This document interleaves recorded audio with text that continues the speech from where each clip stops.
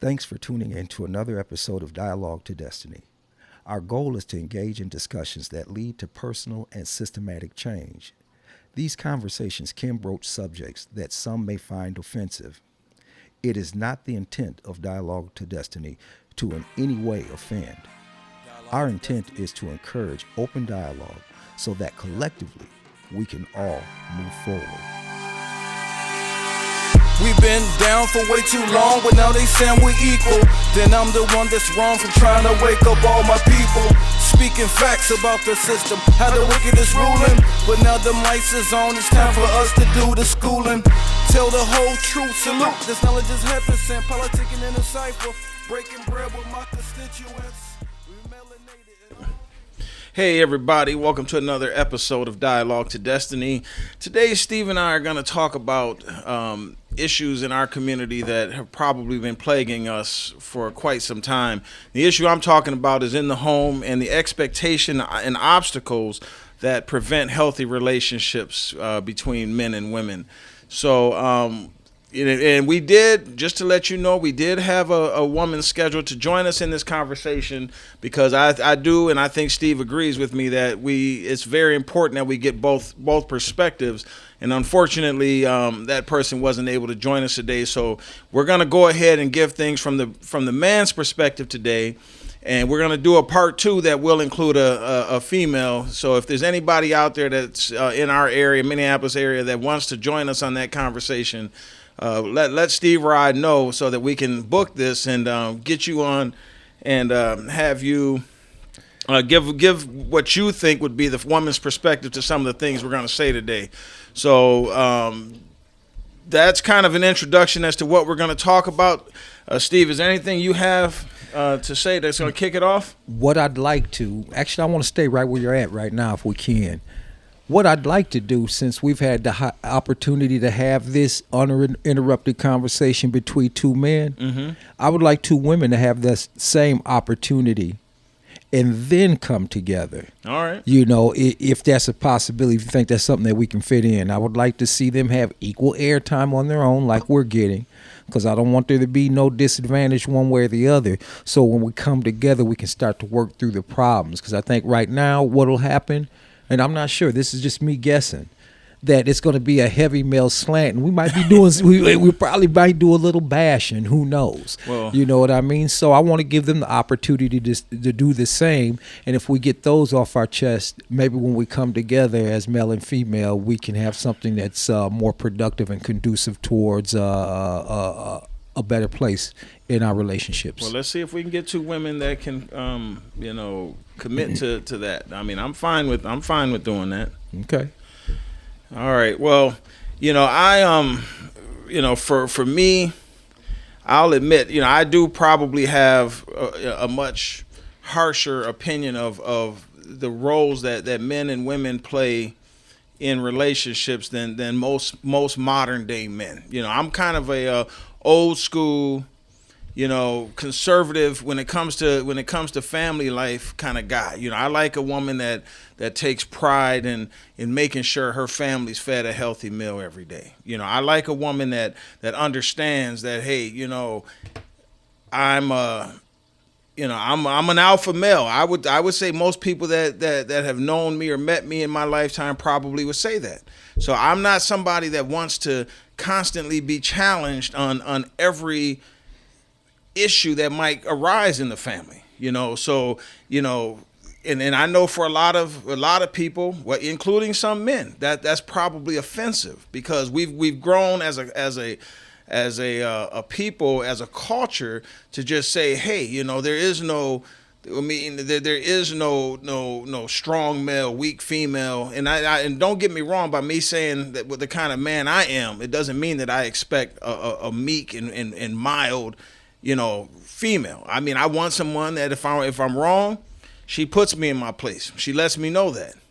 But I'm also someone that understands that in a household there is a head of a house. There's the man that makes, that makes decisions, and that, like I said, those are kind of things that I want to start the conversation off with.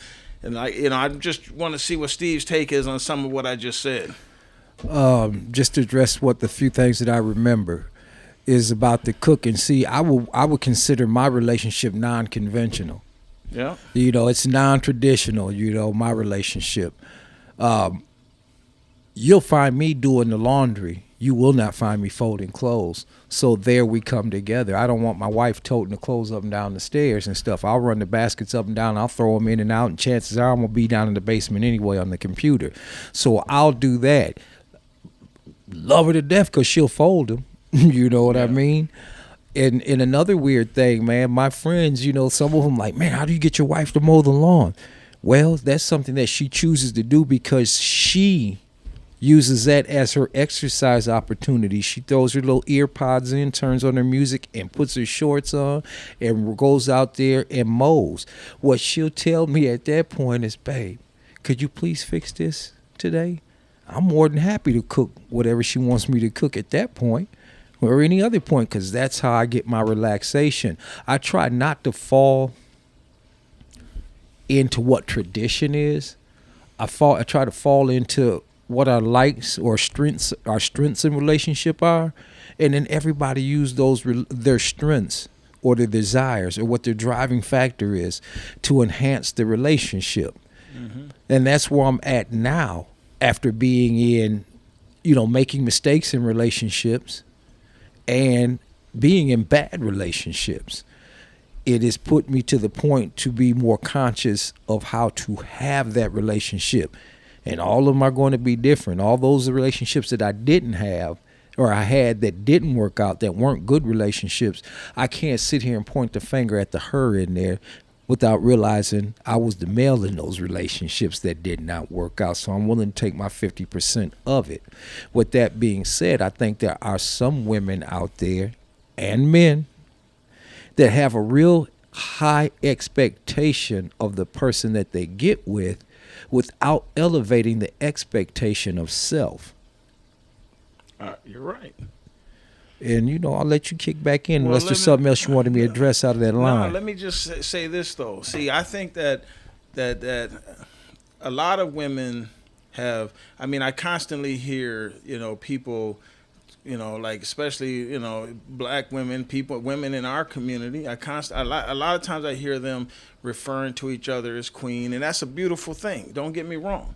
But see, I'm a person that doesn't believe everybody's been elevated to that level. You see what I'm saying? I don't believe everybody's been every man has been elevated to king. See, but going back to what you were saying about roles and stuff. See, after the women's liberation movement, it seems like women expected their roles would change in a household. Okay, all of a sudden the thought of coming home cooking, and all of a sudden the thought of washing dishes and or folding clothes was something that was going to become a shared responsibility.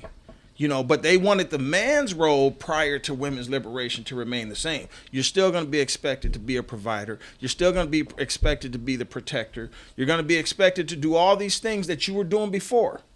But we're going to share what prior to this was my role in the family. And my thing is do I have a problem cooking, or do I have a problem? I think I keep my place relatively clean for a single guy. Excellent.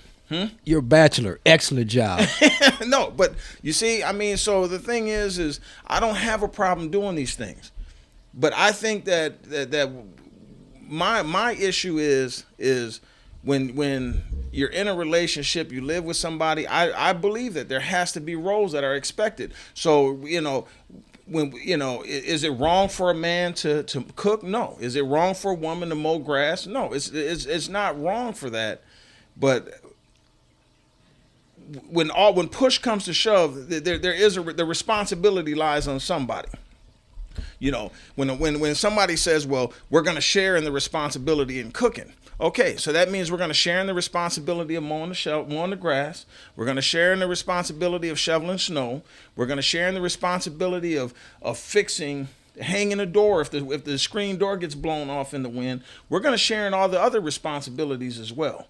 See, and I believe that culture, our modern day culture, has taught even men to think that, hey, a good man, and because I see it on social media, and am I saying that because I consider myself a good man. I'm going to open the door for a woman. I'm going to do all the things that a gentleman does. But I've been conditioned for 53 years to do those things. But my issue is when women have this thing where they say, if a man slips up and he doesn't open the door, he's not a gentleman. He's an asshole. Because it's an expectation that they have that where like we can't slip up and miss one of our opportunities to prove our worthiness as a man. Do you know that some women find holding the door open for them offensive? They do. I will break the ceiling, open the door for my doggone self. I've come to learn that. Now, I'm like you. I'm going to recognize you, sis, and I'm going to hold the door open for you. Been taught, told you this before, treat every woman the way you wanted me to be treated. Words of my mother. Mm-hmm. So, hold the door open for my mother. She's worked hard. My mama worked 60 hours a week for years.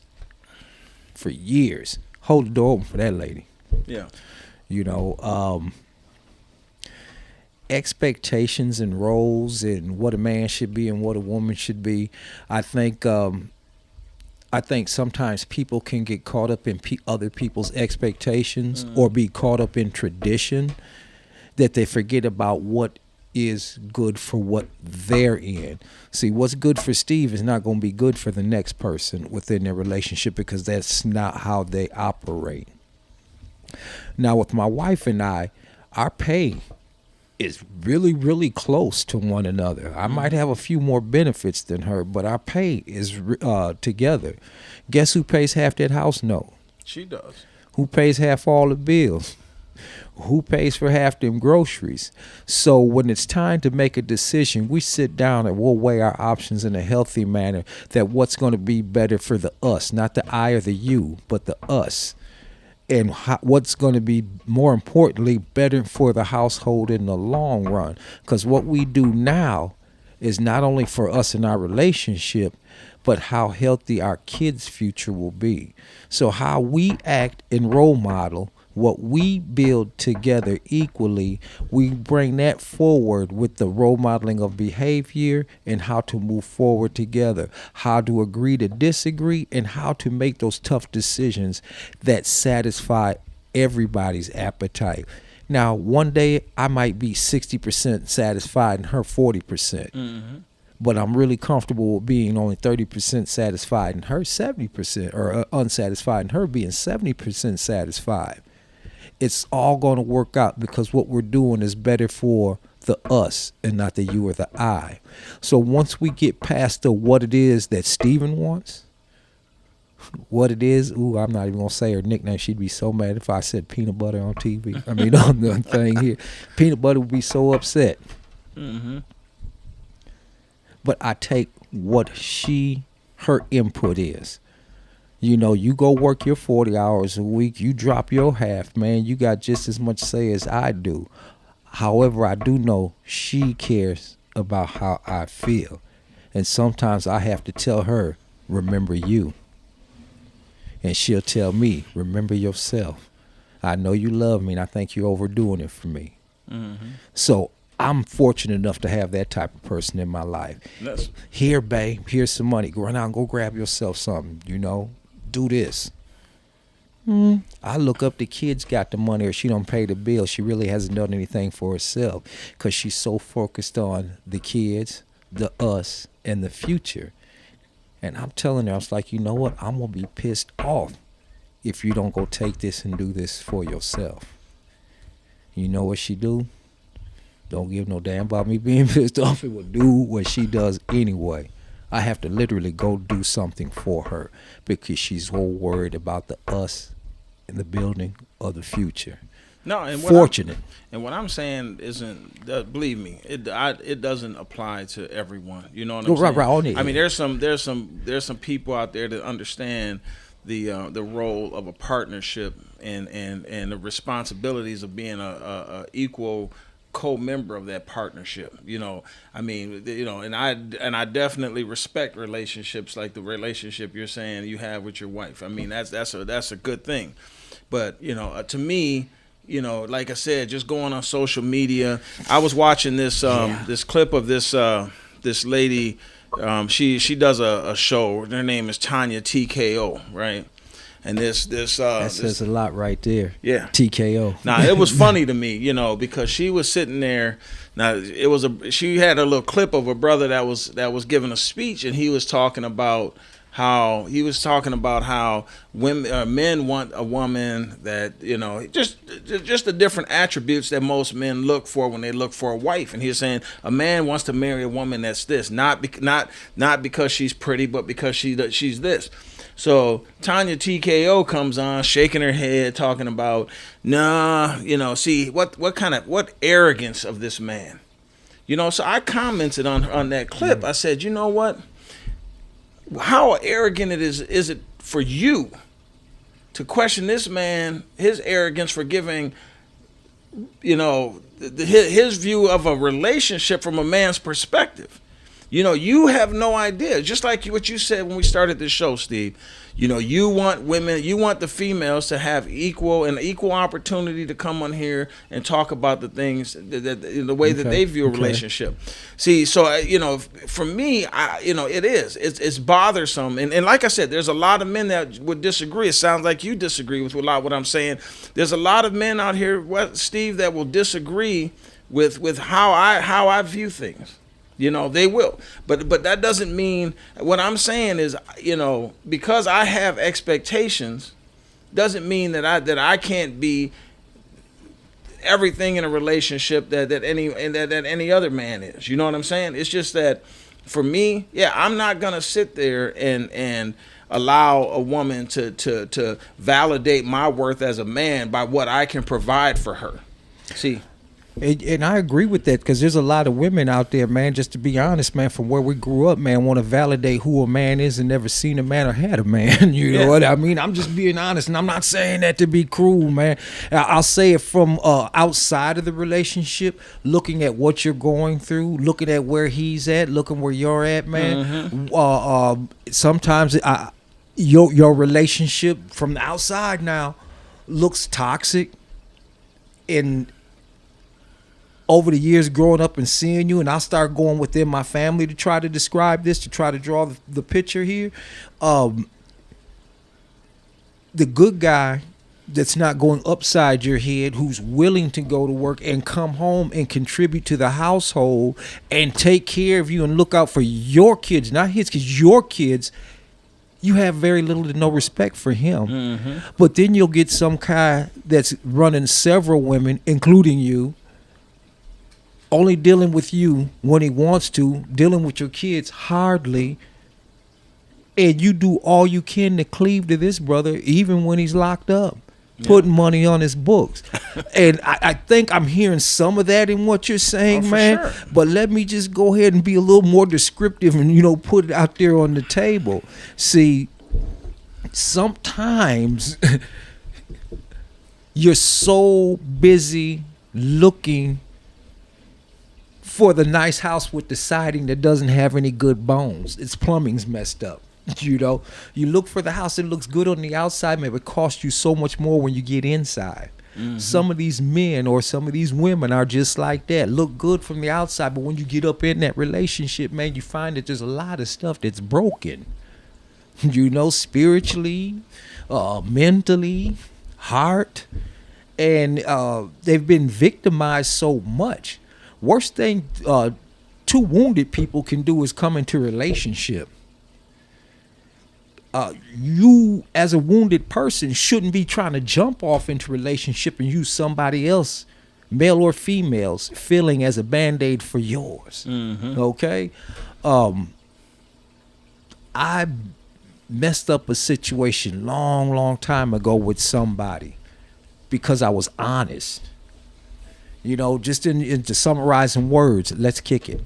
Let's me and you kick this. I'm single, kick it. I'm single, you're single now. Let's do whatever.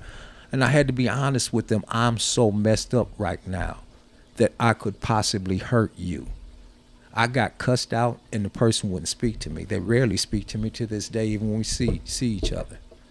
But I'm being honest with you because I know I can't be the type of person in the relationship that I choose to be. Mm-hmm. With that being said, if I can kind of switch gears a little bit, it's being able to apologize in your relationship, which seems to be a hard thing for us to do, because apology means somebody was right and somebody's wrong, and it doesn't. It's not what it means. You're right. Sometimes what the vision I have for me and you didn't look like what just happened. And I have to apologize for my role in this. So if you're the type of person, man, who feels that issuing an apology makes you wrong, rethink it. And if you're the type of person that when you receive apology that means you were right, you need to rethink that. You have to think about the behavior that was being exhibited between two people who say they love each other. Is that the look you want your relationship to look like when people walk by and see that y'all going at each other? And that you can't say, you know what? I would like to exhibit different behavior and different role modeling in the way that I say I love you. And this will go back to something that I said before. When this goes for relationships and a whole lot of things. Speak what you seek. Don't stop till you see what you said. And that goes for your relationship. Don't, speak what you seek. I want a loving, healthy relationship. Do you ever hear me say anything foul about my wife? Never. Always lifting her up. Yeah. Now, you know when I'm mad at her? When I don't say one doggone word about it. That's the barometer. That's the indicator. How's your wife? She fine. But but if I can't say something positive, I'm not, because I'm trying to speak what I see. And I keep saying it, not only till I see what I said, that other people see the things that I say. Yep. Steve, I like what you're saying there, but just going back to, kind of where, I'd like to take the direction of the conversation. I've heard women make the comment that they don't want to run the race with the man. They want to wait at the finish line for the man. So they don't want to deal with the man through his trials and tribulations and as he's growing. What they want to do is they want a man that's already where they expect a man to be. And like I said, I don't see any expectations on that they ever put on themselves. Like this whole 666 theory that someone had just told me about. They want a man that's 6 feet tall or taller, 6-figure income, and 6-pack abs. They have this image of a perfect man. And because I tune in and I look and I listen to women and whether it's at work, just going on social media platforms or whatever, and I see them validate. I saw somebody put something on Facebook about how their husband, it was their birthday and their husband did this for them and this and that. Why is it that a lot of women, especially women in our community, seem to think that a man's love for them is how deep or how much money it is that they want to spend on them? Because and like I said, I see that time and time again. If a man can't afford, because what's the first question that a woman gets asked when she announces to her friends that she's engaged?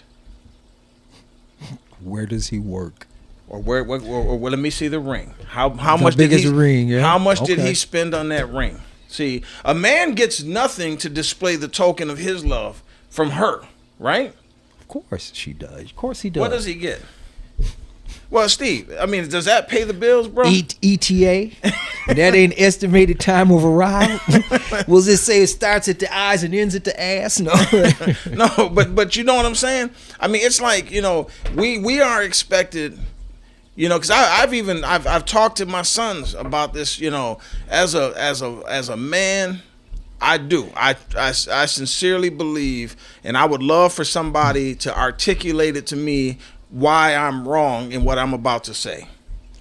I sincerely believe that this society that we live in has developed a thing where men are here to solely serve at the demand and request of a woman. And what I mean by that, Steve, is as a young boy in elementary school, you're taught, hey, the girls go first, whether it's going to the bathroom or going to lunch or whatever. Girls first. You're taught to pull out the chair for the girl. You're taught to open the door for the girl. And then when you get to be an adolescent, you get to be a teenager, and you go out on your first date, hey, make sure you pay for her. It's your responsibility to pay for her meal. It's your responsibility, make sure the mother and the father will go through these little things. Hey, etiquette ritual. Exactly. Open the door for her, pull out her chair. She's going to really like that.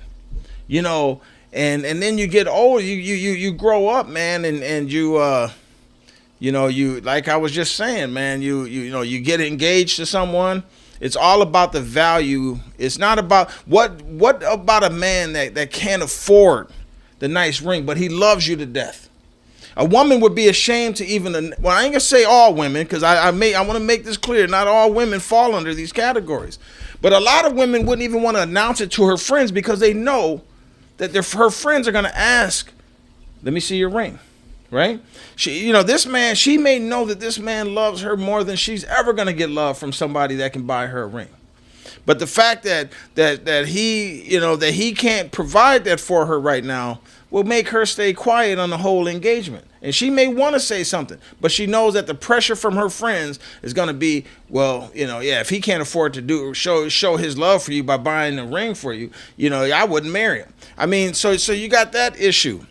And then, all throughout your marriage, man, you're constantly reminded on a day-to-day basis, hey, the most important part of this union, this relationship is that female. So, you make sure that you cater to her demands and her needs first. And I've always wondered why, because, why we allow relationships to be dictated like that. I mean, I'm perfectly okay. If a woman if I'm with someone, Steve, and she treats me right, man, she's good to me, I have absolutely no problem, living up to the expectations that society and that she might have of me.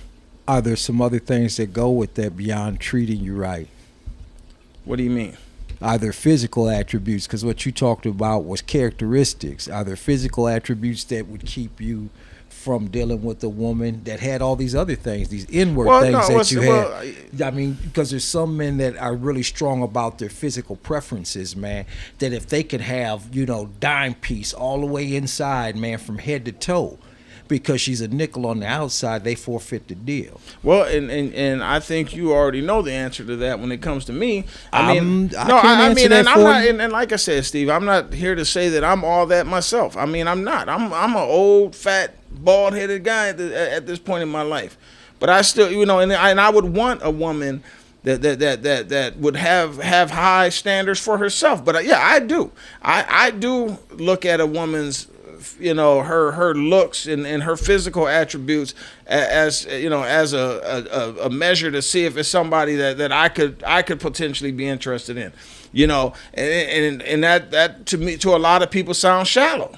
It does. I mean, it's no more shallow than 666, man. It's not. But and see that there, man. Whoever thought that up and thought that was cute or slick. I mean, we all know what 666 represents, right? We do. What it supposedly represents, right? You know what I'm saying? That tells me sis is willing to sell herself for the siding, the outside things, not the inside. Six figures, forgive my speech, man, but she's telling me she's a hoe. Because money is more important to her, man. And that he has his 6-packs. See, will he take care of kids? Will he pay bills? Will he keep his hands off you? See, none of these things matter. You know what I'm saying? Will he provide a household? You know what I'm saying? You leading into what I want to talk about. Is he cheating on you?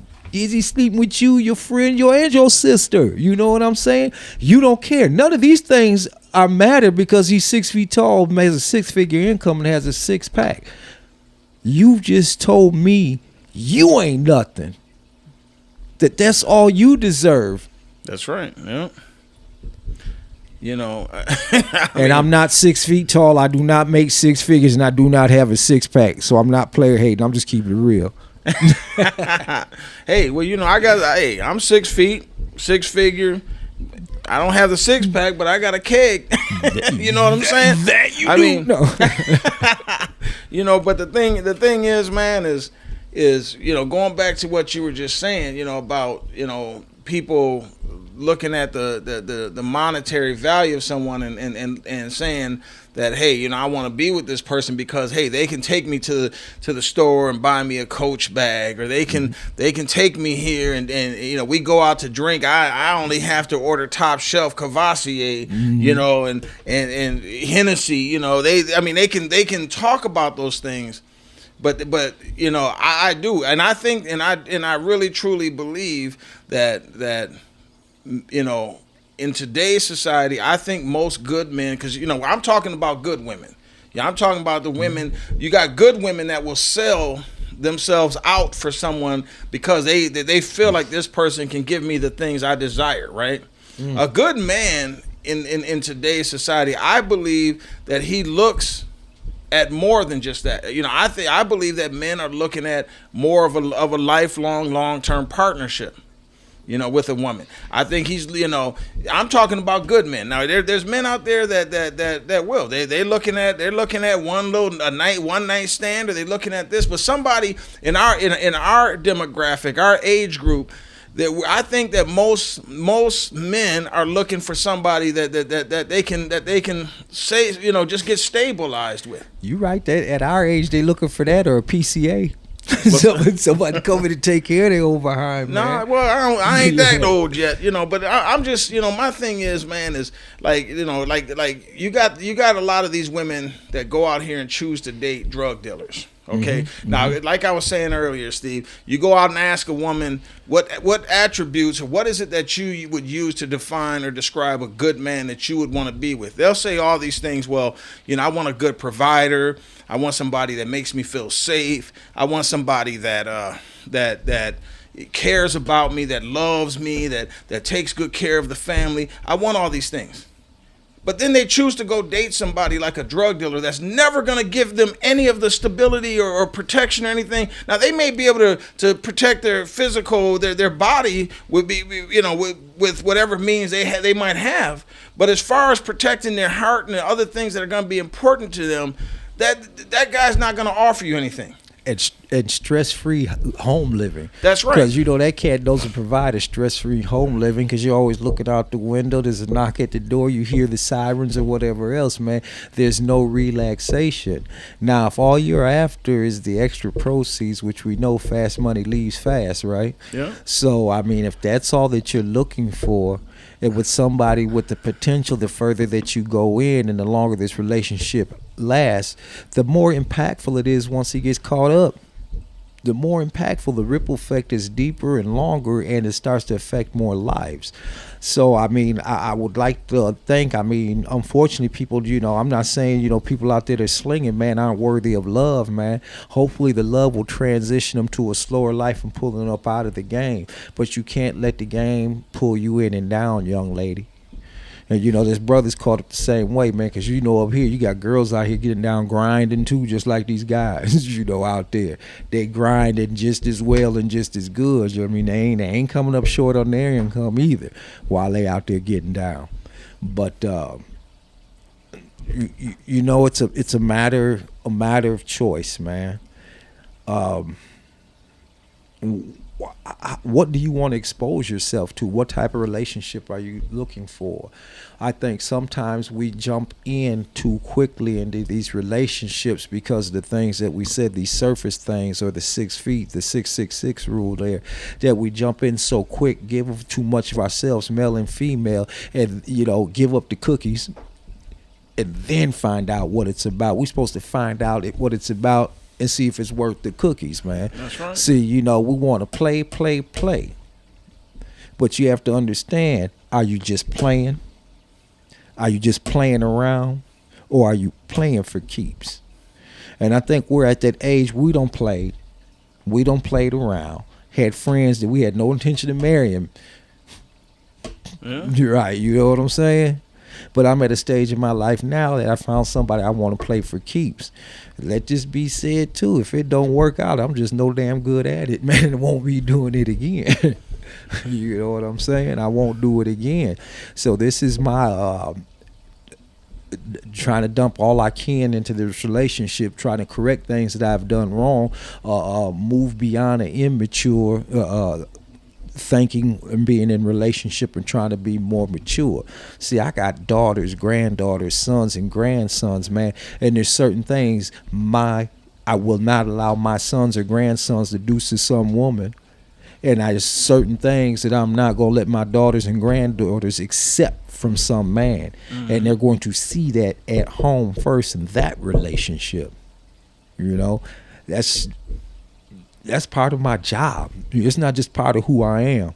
It's just part of my job, man. I can't be unleashing hell on earth through my kids and my descendants running around like Hittites and Amorites and stuff, man, just messing everything up. I want them to be good to society, good within their community, and stellar in their relationships, especially with that person that's helping them, their helpmate. I want them to be stellar in that, man. I've seen too few and too many bad. You know what I mean? Yeah. And I want them to be able to have seen the good and to exhibit that same type of behavior. When I say good, that did not mean the best or perfect, but it means better than I was and better than a lot of things they have seen. Okay? When they see their friends, when you hear some of those conversations taking place. Well, I know on a couple of our podcasts, we had talked about the impact of the welfare system on the black family, right? And the dissolution of the black family because, the welfare system kind of required, the woman to be without the man in the house and this and that, But looking at today's relationships, I don't know that we can blame that on the welfare system. See, I believe that a lot of it has to do with, the demands. That see, as a black man, let me just preface this with this. As a black man, I'm gonna be real, and I'm gonna probably piss some people off. But that's what we do on this show. We talk about stuff. But the thing is, Steve, is as a black man, I believe that black women are too hard on black men. Okay. Been conditioned. Huh? They've been conditioned. No, you're right. You're 100% right. I mean, because as a young girl, most black women tell their young daughters, "Hey, if you don't need no man." For one thing, they always, I've heard a lot of women say, "Don't grow up and depend on no man. You don't need no man, or you don't need this." And so these girls grow into women, and then they go into a relationship, and they're constantly sending out a reminder to men, "Hey, I don't need your ass." Because I always feel like it's almost like women look at relationships the way I look at fish. Okay, I go fishing, and I get to my limit. And I catch a bigger fish than what I have in that live. Well, what am I gonna do? Whoop, whoop. I'm gonna swap them out, right? So I kind of think that a lot of women look at it and say, "Hey, you know what? I'm gonna constantly be shopping for what I consider is a bigger and better option for me." They're out there, social climbers. They want to climb to the next social higher strata in a social environment. In the same note, with those daughters and granddaughters I told you I tell them they don't need no man either. But do you tell your sons and your grandsons that they don't need no woman? You know that. That's the way I was raised, man. But just to finish that, and I'll get off into the raising part, man, is the reason why I tell them that, because I want them to be very conscious of the qualities that they want in the man that they choose to have in their life. Okay, does that make sense? You don't need a man, but be very conscious of the qualities that you want in a man that you choose to be with. So it's in the perfect world, I have the expectation they're gonna grow up, man, and I'm gonna have and they're gonna get married, and I'll have any more kids, man. But I want you to be very conscious of the qualities that you seek in a man, and they're not the siding that we were speaking about earlier, that you're able to get into that. Going back to the raising, man, there was something that my grandmother used to do with the males, the boys and the girls in the family, man. The girls had to go out there and help granddad with the lawnmower. You know what I'm saying? They had to help with a little bit of yard work. Why? Because I don't want you to have to depend on no lazy, shiftless man. Do you think other cultures teach their boys, women that? But the boys had to come in there, man, and if they had a rip in their jeans or needed a button sewn back on, man, or they were going to at least cook. One of them boys was going to cook. Why? Because you'll know how to take care of yourself and won't have to worry about some feeble-minded, fast-tailed girl that you got to hang on to just because she can put a button on. You can put your own button on and you can feed yourself. See, her thing was making her kids dependent. I don't need anybody else. This is a choice. I want you in my life. I choose to have you in my life. I don't need no damn body in my life. Well, I know, but do you feel like you have to teach people that they don't need someone to teach them certain basic life skills? See, the thing is no, I don't but there's see a other story cultures doing that though. There should be. I think there's a lot of storytelling, and I think there's the lack of storytelling with us. I think we were better cultures, as black folks, man, when we shared those stories, when we shared the story about the turtle in the tree. You know what I mean? Yeah. When we shared those stories, because it brought rhyme and reason and understanding. Those parables, just like in the Bible, those parables help drive the point home, to help it, for you to remember it in a time of need. See, that's why the storytelling goes with it. And where I think it's other cultures do it, I think we see what we do here in this country at this time and age because we're too busy to sit down and share the story of heritage, share the story of legacy, man. And now our kids are going online. And I think they're becoming more disoriented and lost because they're getting it from an unloving place. Kind of like, the discipline you get at home. I whoop you behind because I love you. Mm-hmm. The police officer whooping you behind because he's trying to kill you. You know what I'm saying? Yeah. There's that lack of love, which makes it a bigger difference in how the story is administered and how it's received. So if I tell my child a story, it's with love. If he's getting it off out the airwaves or offline somewhere, it's missing the element of love. Well, no, I agree with what you're saying, but my thing is I don't think it's necessary to teach your kids that they don't need someone, because we are a species that relies on we're a social species. We need people to love, people to care about us, people that care about that we care about, that's just who we are as human beings. So when we teach our young girls or even our young boys, like that, I'm sure there's things I've taught my sons, man, that probably that they're sitting here at the age I'm at, I probably say, yeah, I could have probably approached that differently. But the thing is, man, is men have a desire to be needed. I've always told women in my relationship, I don't feel like I don't need you to need me to survive, but I need you to need me to help build what's already there. You see what I'm saying? I need you to help. I need, and anybody will tell you that I've always said that, because it's important to me in a relationship to feel like I'm needed, because if I'm not needed, that means I'm easily replaced. See, and I don't believe that I can't go into a relationship with somebody feeling like I'm the number one option, because when you say, hey, you're my number one option, that means that there's other options. There's other people on the bench waiting to get in the game if I miss a shot. I'm not going to be perfect in a relationship, and I wouldn't expect a woman to be perfect in a relationship. But what I'm saying is this whole idea, because I ain't talking about cultures of other, like in other countries, man. I'm talking about the United States. I don't think that other races of people in this country are taught to the degree that black people teach their kids, to this whole thing. And don't get me wrong, independence is a great thing. I have a daughter, and I love my daughter. She's a very independent woman. She's a good provider. She's doing the things that she needs to do. I got a stepdaughter. She's working hard, doing things, not doing things. She doesn't live in Minnesota. And neither one of them do. And they're taking care of their families the best they can. And I respect that. But I would never teach my daughter to that hey, you don't need anybody, because when I tell you that means that you're gonna go into these relationships with this thing that hanging over your head, that hey, you know what, that hey, I don't need you here. She does need a partner. She needs somebody that she's gonna have help her build up to this life that she wants. Now I hope she's very selective in who she chooses to be partners with. Because a drug dealer can give you the down payment on a house.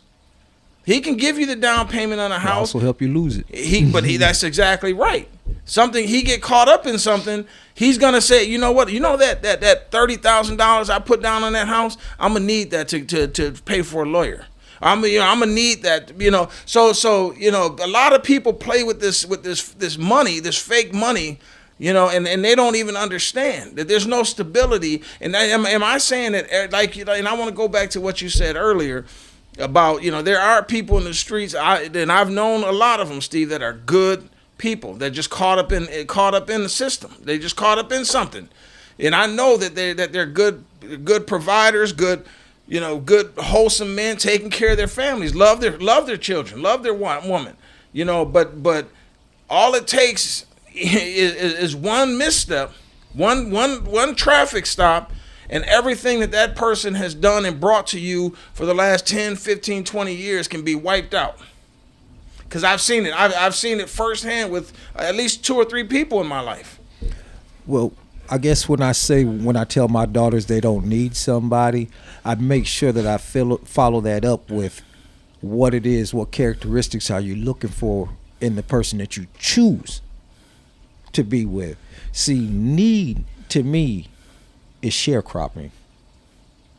They needed to stay there in order to have a survival or existence, man. They first got into debt.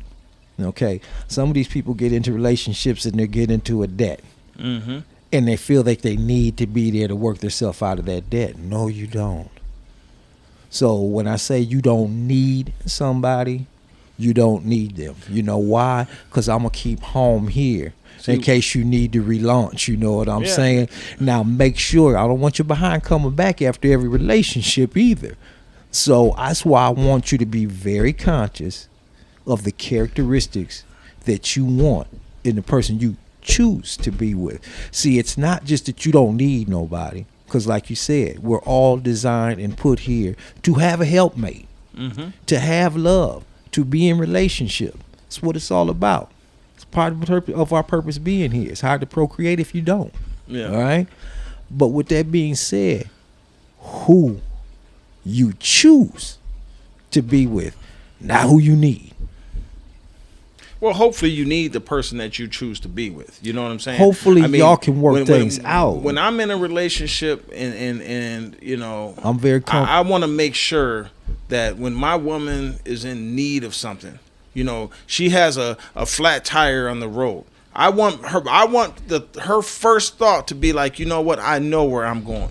I know the phone number I need to call to make this problem that I find myself in go away. See, but the thing is a lot of people don't understand that men have needs too. And I ain't talking about a physical need. I'm talking about emotional need, you know, whatever need you can think of. I mean, we have needs too. And I think that in a lot of our households, a lot of our relationships, you know, this give and take seems to be more of a give from my perspective and a take from the other side. I'll put it like this here. my wife, I know she knows she can fall back on me, on anything that she needs, anything she wants to get done. She knows she can fall back on me. And the same knows she don't need me. She's very capable of taking care of herself. Matter of fact, she was taking care of herself when we hooked up. Hooked up, and I say that not coming out here, just to go back in the day. He gave his shirt, he gave his sleeves. Oh, that's Captain Save 'em Steve. Do you think your wife is at a better place now since she joined? You put you on the team, or you put her on your team? Oh, Team Stevie D. That's right. Do you think see, because what I'm saying is, Steve, nobody's saying that a person that I'm not advocating or saying that a woman has to need a man to survive. I said that earlier. What I'm talking about is I need you to want me or to need me around to make you better, and I want you to feel the same way in reverse. You know what? I in my heart of hearts, I believe that she will answer that question resoundingly yes. My life is better with him than it was without him. Okay. I think my life is better with him than it was with other people I had in my past. Yes. That's what I would honestly like to believe.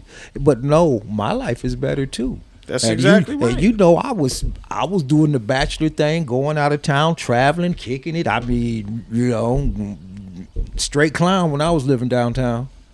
You know what I mean? Was doing everything I want. I didn't need anybody, but I desired her. I knew that the trajectory of my life would change. I knew the quality of my life would change. With that being said, I'm the type of cat, man, if we hook up, you're not gonna make a backwards move or a lateral move, man. You're gonna be better off. That's exactly. You're gonna be better off. That's the approach a person should take. It ain't about no money, man. You're gonna know some things. There's gonna be some growth there. And if I can't offer those things to you, man, I have no business jumping my stinking ass off into no relationship. If I can't help pull up that person that's with me, and if they can't help me pull me up too. See, if it ain't this thing where see, that's the kind of need I'm talking about, Steve. You know what I'm saying? Because when you feel that both of you are better, and you can sincerely say that you believe both of you are better off, there's a codependency there, and in a codependency,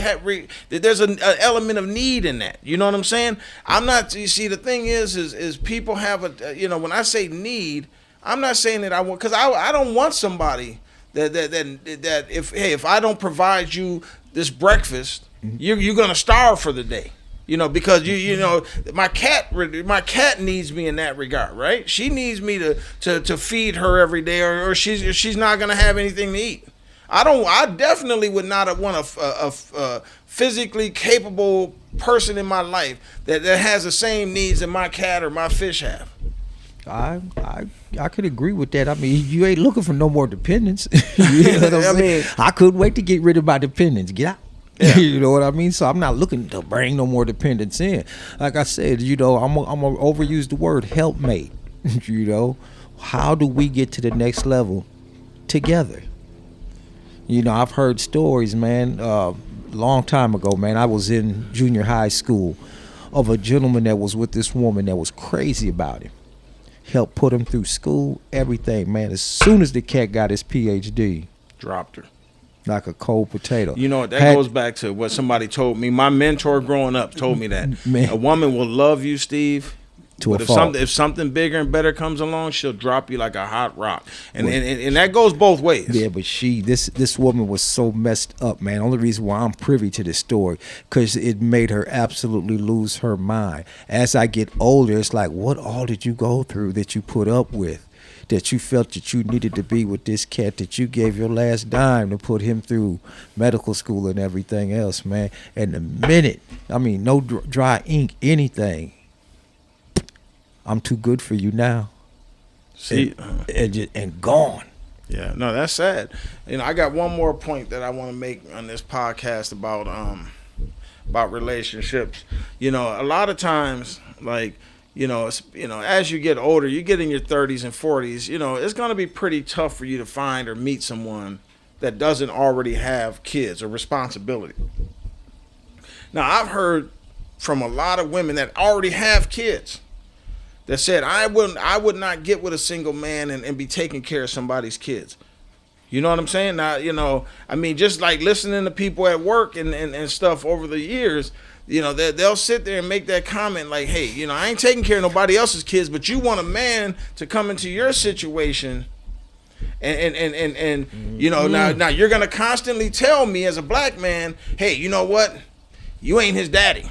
Or, you know, don't tell me how to raise my kids, because I've heard all of that stuff from people. You know, you why don't you just be quiet? He's not your son, so you know I'm gonna make sure that you know. See, they don't want you to be that father figure. They want you to be a financial contributor. You know, and see, so I mean that's one issue that I think a lot of us find in our relationships as well. I mean, what's your take on that? I man? think that's very true, man.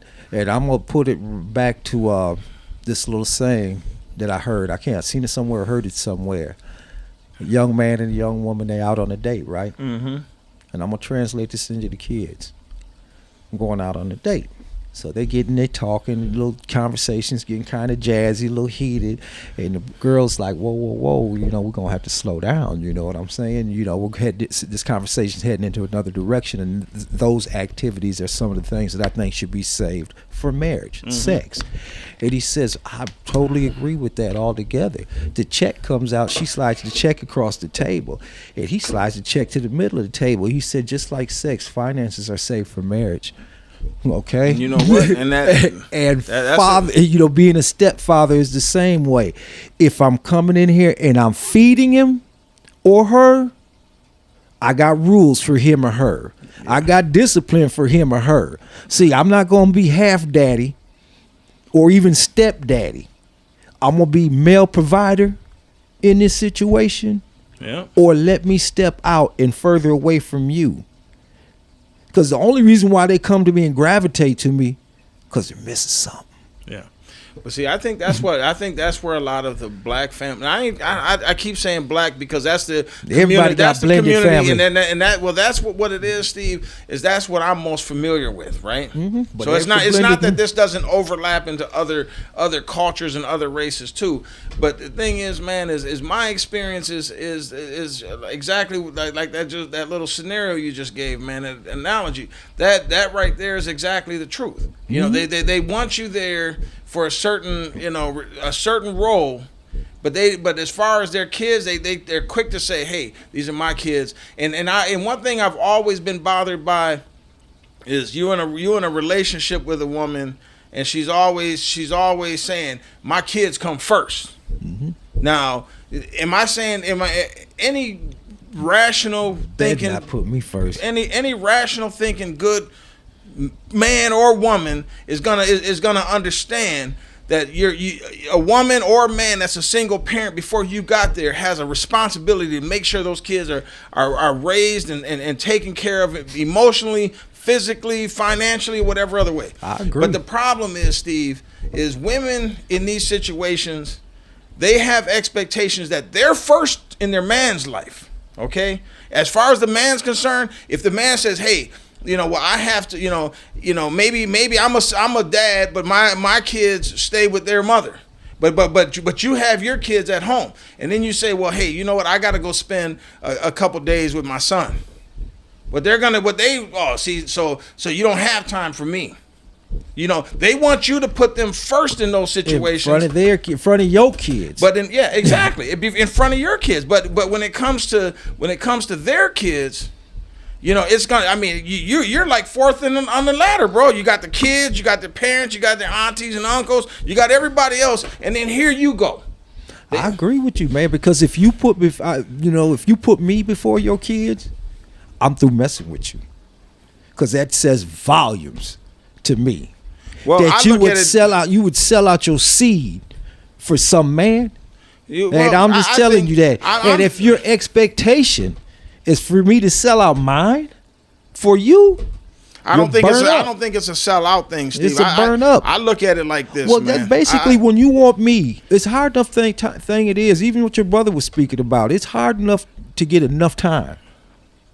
Now you gonna come around. Now you can be added to this time, in time, not right now. In time, you might be able to get added to this time. But when it's their time, It's their time. It's their doggone time. I understand that, but I guess my thing is, and this is how I feel about, like I said, I know that is very prevalent in the black community. See, I'm a person that looks at it a little different than what you're looking at it. I look at it like this, Steve. Now, and like I prefaced the my statement off in the beginning, I as a man, I would never want you to abandon any of your responsibilities of your children. I would never want you, but you're not going to sit here you're not going to sit here. You got 13, 14, 16, 17-year-old kids. You're not going to sit here and constantly tell me as a man that you're trying to build a future with, that, hey, I'm always going to take that back seat. I'm not going to do it. I'm going to be honest with you. Now, like I said, I think it depends on the situation or the age of the children. But I'm not going to sit there, because I'm going to tell you something. That 14, 15, 16-year-old kid, they're going to grow up. They're going to move out of the house. They're going to move on with their life, go get married, go to college, do whatever they do. And you're going to be left dealing with this person that you brought into your life. You're going to be left dealing with somebody. Hey, so all now that your kids are gone, I think that you have to. I don't think that love and caring is limited. I think it's you can add to it and expand it. So if you're gonna meet someone that's in a relationship and start dating them and in a relationship. Now, am I saying you start dating someone and a month later, all of a sudden, this man is, no, I'm not saying that. But once you establish that, hey, this is a person that I'm gonna be with. This is a relationship that I'm in. I'm vested in. Okay, this will go back to what I was saying earlier. Wounded people should not get into relationships, especially with one another. Because if you're wounded, you can't love and care. Why can't you? Because a wounded person needs to get themselves right. Damaged goods ain't got no business going out damaging other goods. Okay, but I agree. Okay, with that, but so sometimes and me when I was downtown, and we can't hook up right now. It's not a good idea for us to hook up right now because I'm going through something. That's having enough respect to know that I'm damaged right now. I'm in pain. And you know what I'm going to do? Every time I hurt, I'm going to sting your ass. I might not. Hurt people. Exactly. So at that point there, in order for me to do the loving, caring thing, I got to get rid of my pain first. I agree with that. Once I get rid of my pain, I can do the loving and caring in a healthy manner. See, I wasn't able to do that at that time, and thank my higher power that I had enough sense, that he put enough sense in me. Don't hurt nobody because you're hurt. Okay? And that's what I'm saying. I need to be healthy in order to have a healthy relationship. And I might blow the opportunity with a great person in my sickness. It might mess around and what I have is infectious. Now I don't make that person sick. Now it's going to be, who knows, 6 months to 6 years before they could be healthy in their next relationship. Shame on me. Yeah. Well, like I said, what I'm talking about is you got women with grown kids out here, still want the man to take a back seat, but when it comes to still living at home. My thing is, Steve, is it's like this. If you had whatever expectations you have of your role in my life, you gotta at least have that expectation of in reverse. Mm-hmm. You can't sit there and expect me to put you first, but then I'm number 19 on the list. I will never accept that role. I just won't. But like I said, because I'm only there to make your children better. I'm only there to add to their life. I'm not talking about a relationship, man, where I'm just there to be with you and I'm gonna tell you, hey, leave your kids at home and come with. No, I would never. I don't think any, like I said, I don't think any decent person would ever expect that of a mother. You know, so I you know, it might be that I'm just not articulating what it is I'm saying in the right way, but that's just kind of how I feel. But you got anything else you wanna? I mean, I was hoping that we would have a woman to represent, on this show. I mean, I'm hoping that we can get a couple people that say, "Hey, I want to come in and have that conversation." I'll put it like this: my wife really wanted to come on the show. Only thing that got in her way was school. She wanted to come in here and check me, didn't she? In a word, yeah. She wanted at you, man. No, and that's cool, because that's But in a loving manner, how my wife is. The thing is, Steve, is what, man, I'm gonna tell you the reason why. Part of what I see the direction of Dialogue to Destiny and what the whole mission of this whole thing is for us to get to a place where we can have these conversations, open conversations, man, that don't have these boundaries that society puts on conversations. I'm talking about where you can say what the things that hinder you from being your best you, and you can tell me, and I can say the same thing to you. We don't walk away offended. We don't walk away hurt. We're trying to. Sometimes you got to go through the pain to actually get to your destiny. You know what I'm saying? Oh yeah, just like a burn victim. Sometimes you got to peel the scab in order for the healing to take place correctly. Yeah. So sometimes there's going to be a little anger. Sometimes there's going to be a little animosity. The good thing is, I think that you and I have enough love for one another that there's a lot of things that we can bump heads on or challenge one another on, and the friendship don't suffer. Well, I hope I hope it always stays that way. I don't know. No, no, but I mean, our choice in topics is deliberate. We deliberately choose topics that are going to push the button. We don't, because this was the intention of this thing was to never just get on here and agree on everything. Never get on here and say things that were just going to be friendly to everyone's ears. There's going to be things that I'm going to say that's going to offend people. There's going to be things that Steve's going to say that some people might find offense to. All I'm trying to do, especially like on a podcast like this one, we're talking. I don't profess to be an expert on relationships, an expert on women's roles or men's roles in a relationship. All I'm talking about is from my perspective, my experiences, and what it is that I like to see. And what I feel builds a strong, healthy relationship, whether you're black, white, or whatever the case might be. So if you don't have anything else to add. I agree. I agree with you, and I think that, one of the healthy things in my thought is that every relationship that I've been in that was a disaster that didn't work out, I was half of that relationship. My disclaimer, I was the better half. No, I'm playing. All right. Well, that will end another episode of Dialogue to Destiny. Once again, like I say at the end of all podcasts, we appreciate your time and your willingness to watch our podcast and spend some time with us here. Get at us. Yeah, let us know what you think. And once again, we're on pretty much all the different platforms, and we're trying to come with different topics, and like Steve said, his wife is wanting to come on. If we can get another female to join her to discuss this from a woman's perspective, I would love to have that. Get at us, subscribe, leave us some topic matter when you subscribe, or if you want to leave a message there or make a comment, leave us some topic matters. Be careful if you say something disparaging and you come on here, I'm coming at you. Okay? No. All right. Well, that'll do it for another episode of Dialogue to Destiny. Thank you for joining.